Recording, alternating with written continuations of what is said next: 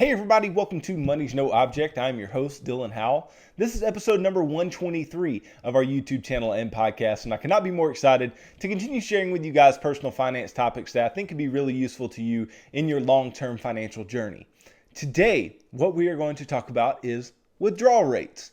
And when I talk about withdrawal rates, I'm talking about in retirement, what type of withdrawal rate should you expect? Or what type of withdrawal rate should you currently be taking? Why is this important? What is going to impact this decision for me? And then what can be the most successful for your long-term financial life? So that is going to be the focus of today's video. But before we get started, if you could, go down below, hit the big red subscribe button, like this video, leave me any feedback in the comments down below, and I'll be sure to get back to you there. If you're listening on Apple or Spotify podcasts, then be sure to subscribe and leave me a review on either one of those platforms.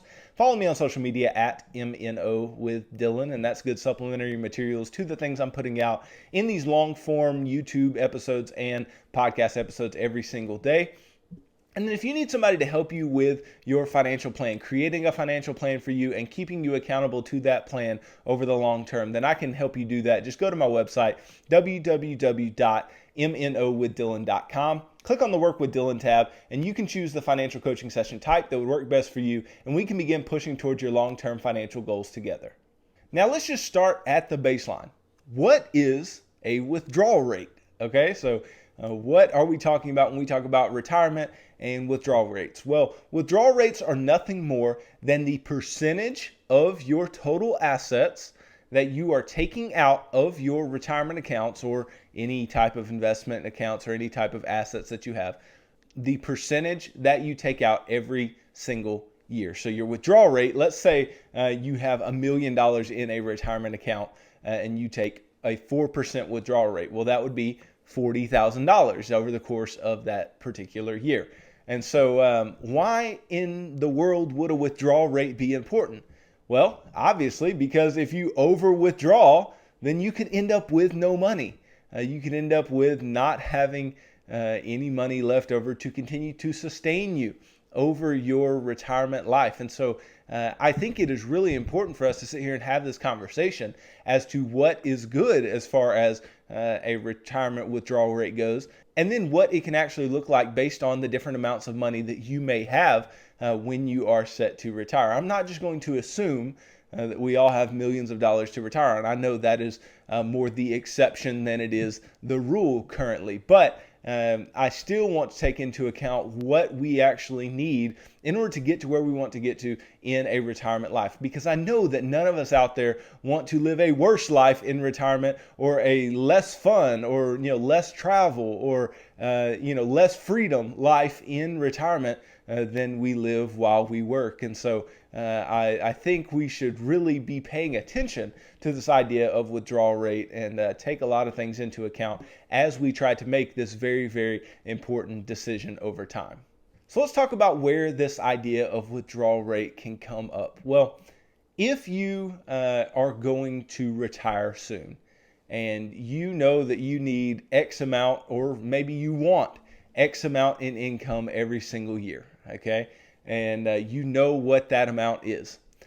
Then you have to determine, how am I going to get to that amount of income per year? I mean, it's not just going to show up. It's not just going to, fly out of thin air. How are we going to make the amount of income that we need every single year in retirement? Well, obviously, it's going to have something to do with the investments that you have, whether that investment is rental real estate, whether that investment is stocks, bonds, mutual funds, whatever that investment type may be, then that is what is going to provide you with the income that you need. Now, the hope, right? The hope for investment advisors and the hope for their clients, especially their clients, is that you can earn enough money every single year on your investments that you can pull the amount of money off that you need and never touch the principal. That is the theoretical perfect portfolio for a retiree, is you can pull off the amount of money that you need and you never touch the principal of your portfolio. So what does this mean? This means that if I need 4% of my portfolio, so let's go back to I need $40,000 off of a $1 million portfolio. So if I need $40,000 in that way, then I can take that off every single year. But what I would have to do within my investments would have to make at least 4% per year in order to sustain that over the long term. And so if I'm making 4% per year, then I would just have $1 million every single year after I made my withdrawal of $40,000. But that is not the way the market works. The market is not all pretty and perfect like that, because that would be a perfect scenario where you made exactly as much as you needed. But there are several instances that you'll see when you retire, or if you're already retired, that the market will earn more than what that withdrawal rate is, and so your money will still continue to grow even though you are taking a certain amount in a withdrawal. And then you could also see some years where the market underperforms, and so the amount of principal that you had, the amount of money that you had, actually drops. Hopefully you are at least keeping up with what your withdrawal rate is, or hopefully that is at least your goal. And so let's talk about what that looks like and how we can actually get there. So what is going to come into this decision? What is going to impact our decision as to what withdrawal rate or what amount we need? Because that's where you really have to start. What you really have to start with is, how much do I need to live in retirement? First of all, how much do I need, right? And then you can move to how much I want if how much I need is easily taken care of. So you start with how much do I need?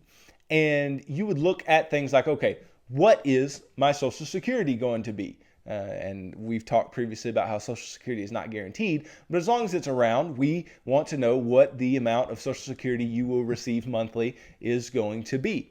So you look, you say, okay, I get this much in Social Security per month. Okay, I've got that much. Well, maybe you have a pension, right? Let's say you're going to have some pension income. Okay, well, what is that pension income going to look like monthly? And so you'll look and see how much that pension income monthly is, add it to whatever that Social Security is, and then you say, okay, well, then, what are going to be the taxes on those things? And then you'll look and you'll say, okay, let me take the taxes out of that based on the income that I need. Okay, this is how much net income I will have without ever touching my retirement accounts. That's the place where you need to start, because you're trying to determine where you're going to get your money from, how you are going to make up the amount of money that you need. And so you start with the things that you're going to have, like Social Security, which again is not guaranteed. And then pensions, again, pensions are not 100% guaranteed, but if you are receiving them, very, very good, and just know what that income amount is. And so you'll start with those, and then you'll say, okay, well, I have this much in income based on those two buckets, and I've taken the taxes out, so I know how much I'm actually bringing home. Then let's move our focus to our retirement accounts. And you would say, okay, how much do I have in my retirement accounts? And can I pull from my retirement accounts enough money to supplement the pension and the Social Security monthly to get to the amount that I need? And maybe the pension and the Social Security cover the amount that you need. Well, that's fantastic. Now, what you can do with the retirement account money is determine, okay, how much do I really want per month, and try to get up to that value with your retirement accounts. Okay. Then you would say, okay, how much did I just take from this retirement account? Okay, how much am I allocating annually from this retirement account? Then you would take that and you would divide that by the amount of total assets that you have. Then you will see a percentage, and that percentage is what your withdrawal rate is going to be. And in making these determinations, obviously you have to be realistic. You can't say, okay, I have, $50,000 in a retirement account. I'm going to take $10,000 per year. That money's not going to last very long. Or if you have, $1 million in a retirement account, that you're going to take, $150,000 per year. That money might not last too long, because obviously what we are trying to do is make sure that you do not live longer than your money does. We want to make sure that your money is around even after you are gone. And that's why it's good to understand what your withdrawal rate is and understand if it is sustainable over the long term. Well, how do we know if it's sustainable over the long term? Obviously, investment returns.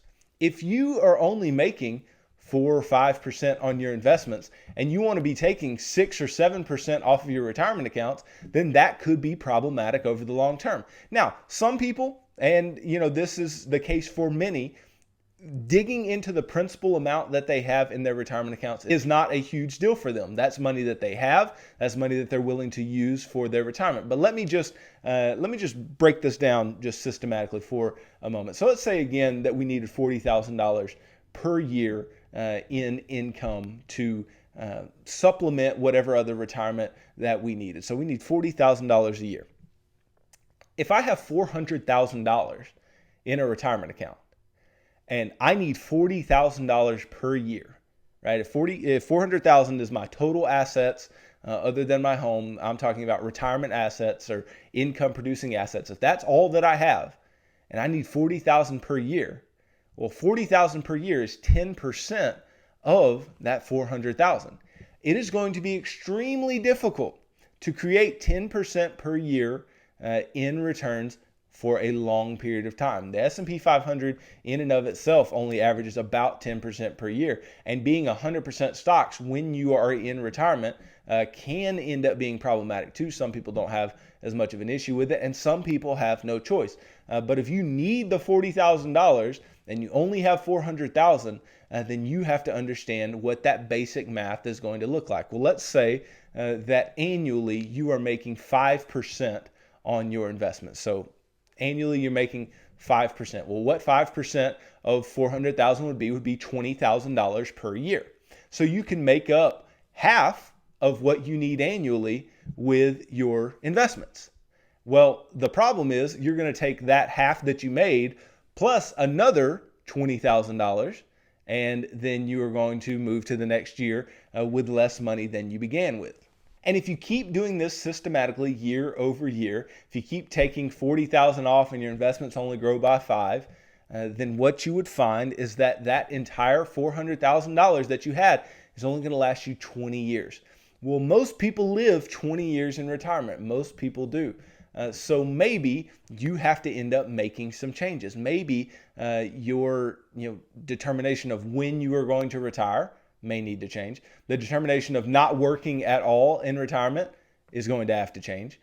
Or maybe you are going to have to allocate more aggressively in retirement in order to try to make up for the deficit that you have in your money. Because if your money is only set to last for 20 years once you retire, I mean, a lot of people are going to get 20 years into retirement and then look up and go, well, I don't have any money left. And so that's why a lot of financial planners have to keep in mind how they can help their retirees, how they can help their clients get all the way, hopefully, to age 100 and beyond and make their money outlive them.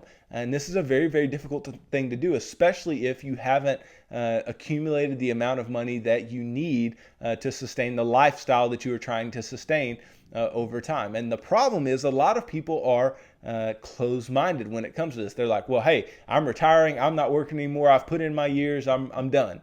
Well, that's all fine and good. But if you don't have the money to be done, then you can't retire. I mean, that is just, plain and simple. And so understanding what your withdrawal rate is and comparing that withdrawal rate to your investments returns is extremely important, because that will tell you what direction your investments are going over the long term. Because if your investment returns are exceeding what your withdrawal rate is going to be on the assets that you have, well, your money will continue to grow over time, however much it may be.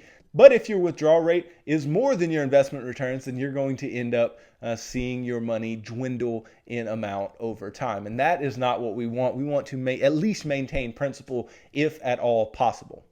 Now, many of you may have heard, and I actually used 4% as an example of the 4% rule, which is this rule that says, hey, if you take 4% annually off of your retirement accounts, that is a sustainable long-term withdrawal rate that you can take.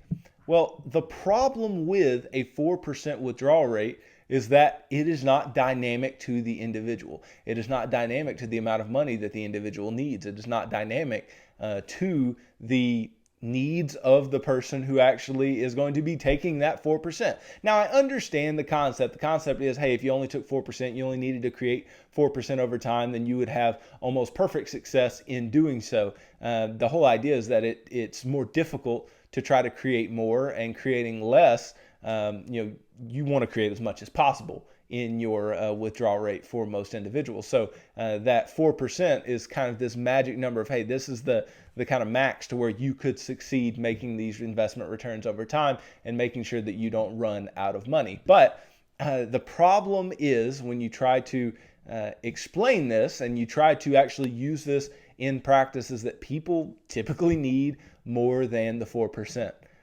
People typically need more than the 4% because they don't have $1 million and they can take 4% and get $40,000 off of it. And not only do they not have the $1 million, and if they take 4% and it's 40,000, not only is that not true, maybe their $1 million, they do have $1 million, and it is in traditional accounts. It is in 401ks. It is in IRAs, whatever it may be.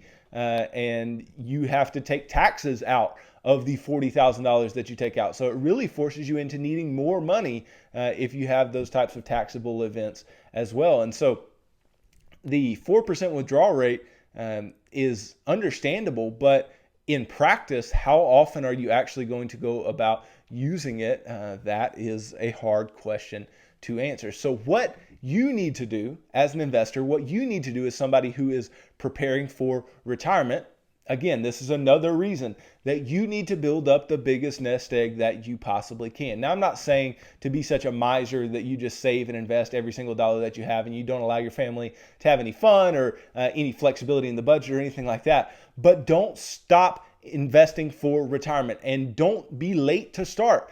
Start as early as you can and continue to ratchet up that investing, that saving over time to have the biggest nest egg that you can have. Because if you get to retirement and you don't have an extremely adequate nest egg to take care of you with a reasonable withdrawal rate, then you could definitely be in trouble. So this is a big reason that we need to be building the biggest nest egg that we can. Now, this is a reason as well why we don't need to be too conservative too early with our money. Because if you are too conservative too early, you're likely to end up with less. And that's not going to make you need less when you are retired. So you may still need the same amount when you are retired. Well, you want to take the same amount from a higher amount of money. That means you will have to earn less in the way of investment returns. And so earning as much as you can in investment returns as you are saving for retirement is extremely important. And this is going to be staying invested in stocks longer, staying invested in stock mutual funds or balanced funds that are more heavy in stocks and not just being heavy bonds and cash way too early. I'm telling you guys, if you end up outliving your money, it is going to be bad news. You do not want to be in that place where you are outliving your money or having to pinch pennies in retirement. You want retirement to be something that is very flexible and very free and fun. You don't want to be in a position where you have to pinch every single penny. Now, what do I think about your withdrawal rate? What do I think your withdrawal rate should be?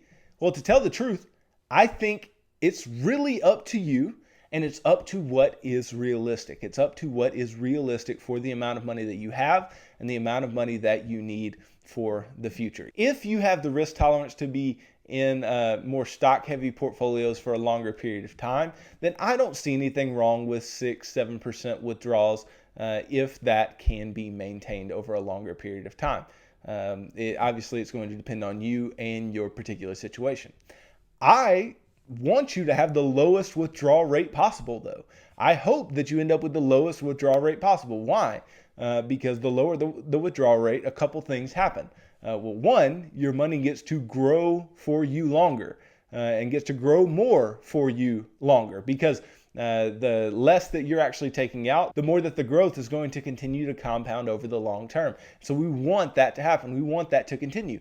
But also, the lower the withdrawal rate that you're taking may actually mean that you saved a ton of money for retirement because 4% of $1 million, yeah, that's $40,000, right? But 4% of $5 million is $200,000.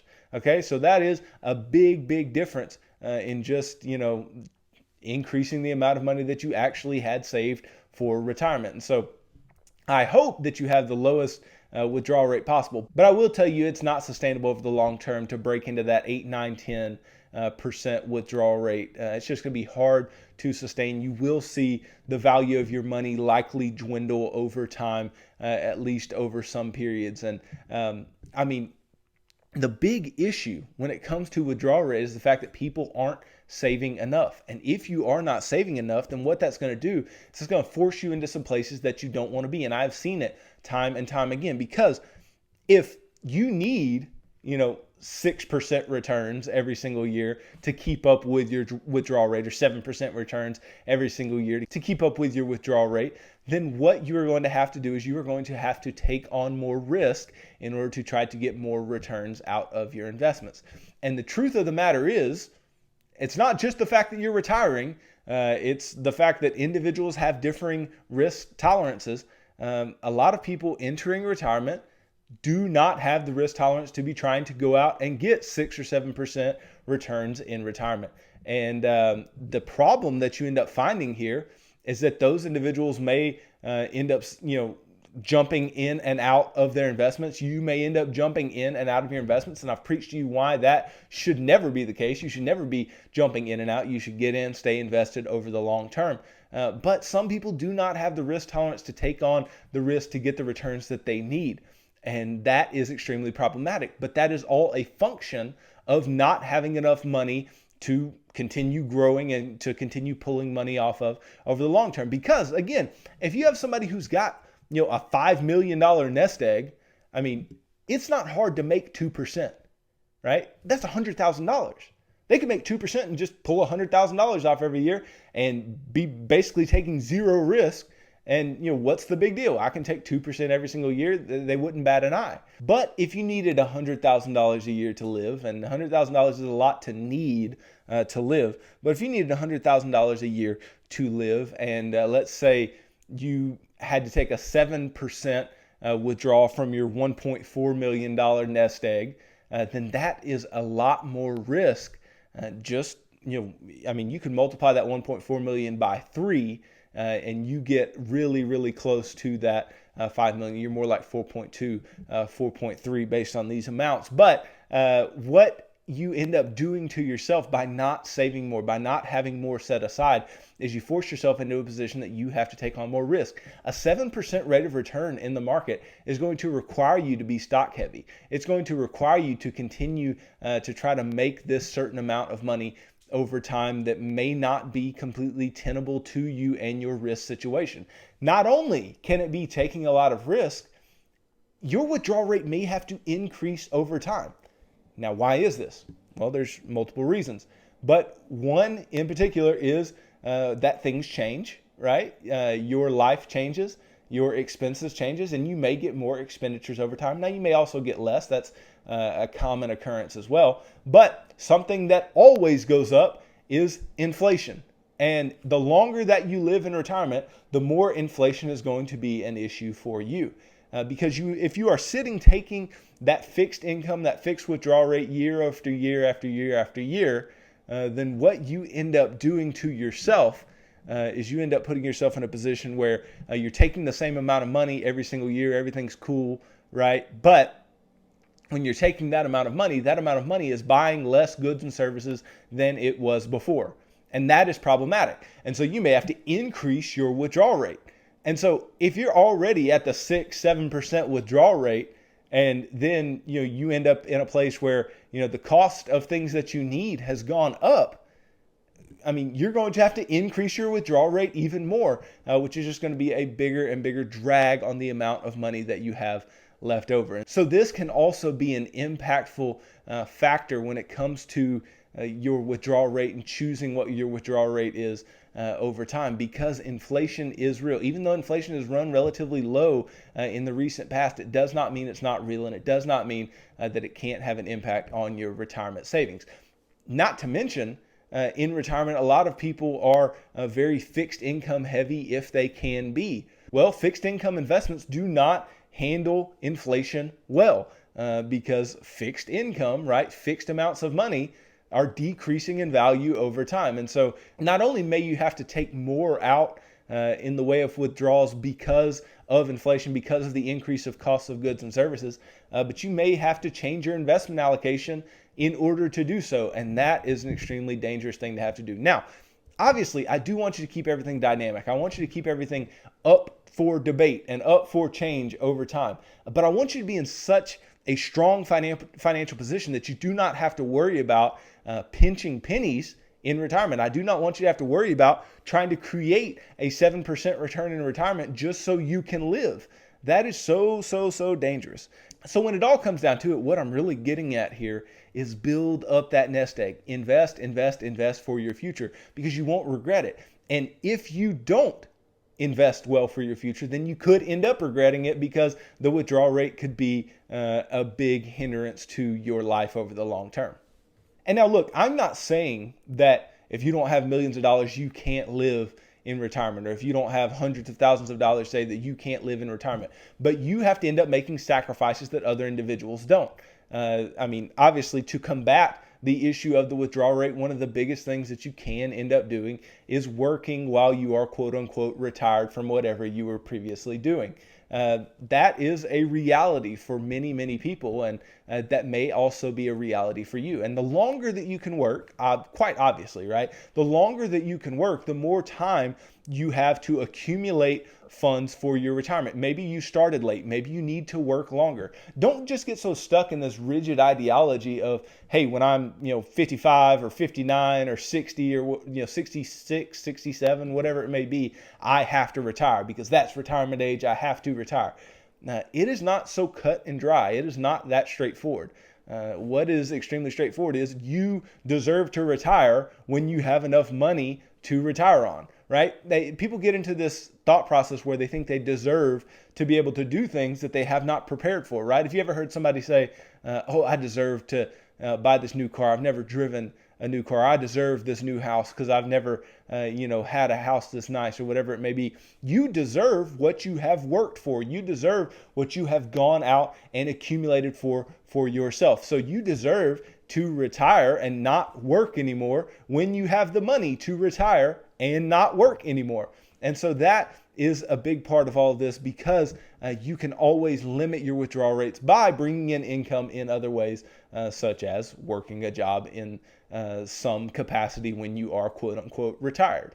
So look, guys, I just want you to have the retirement savings that you need. I want you to have money to where you can retire and you don't have to work full time in retirement, and you can enjoy the money that you have. But this takes sacrifice today in order to have the money that you need later. Because when it comes down to it, your money has to last, and the money that you're putting away now has to last you until you are gone. And all different types of factors come into play that we didn't even talk about today when we were talking about paying for insurance when you're elderly, and that type of expense coming up, and other expenditures that may be a bit out of the blue relative to what you are used to as a working individual. And those types of things can have a big impact on the amount of money that you have to withdraw every single month. But when it comes down to it, I just want you guys to understand that me wanting you to have the biggest retirement account that you can have is not me saying I want you to be some type of person that just is very close-handed and doesn't give generously to people. Obviously, I teach you, I want you to give generously. I don't want you to be somebody who doesn't enjoy your money, because obviously you need to be spending and enjoying your money. But if you neglect to do the third part of your financial balance, if you neglect to save for retirement specifically, but if you neglect to save for the future and to invest for the future, then it is only going to create pain in the future. I've heard it put this way: you can either sacrifice now or sacrifice later, but one way or the other, you are going to sacrifice. Choose to sacrifice now, and you can really enjoy your life later, taking hopefully those small withdrawal rates, but still getting a lot of good retirement income that you can enjoy and live your best life on when you do choose to retire. Hey guys, thanks for watching this video. If you could go down below, hit the big red subscribe button, like this video, leave me any feedback in the comments down below, and I'll be sure to get back to you there. If you're listening on Apple or Spotify podcasts, then make sure to subscribe and leave me a review on either one of those platforms, and I would really appreciate that. Follow me on social media at MNO with Dylan, and that's really good supplementary materials to the things I'm putting out in these long form episodes every single day. And then if you need somebody to help you with your financial plan and your financial situation and take you through step by step and keep you accountable to the things that you need to be doing in particular parts of the plan, then I can help you do that. Just go to my website, www.mnowithdylan.com. Click on the Work with Dylan tab, and you can choose the financial coaching session type that would work best for you, and we can begin pushing towards your long-term financial goals together. So tune in tomorrow as I talk about bonds and investing in bonds in your retirement account, and understanding a little bit more about fixed income investments when it comes to your retirement accounts. So thanks for tuning into this episode of Money's No Object. I'm your host, Dylan Howell. God bless.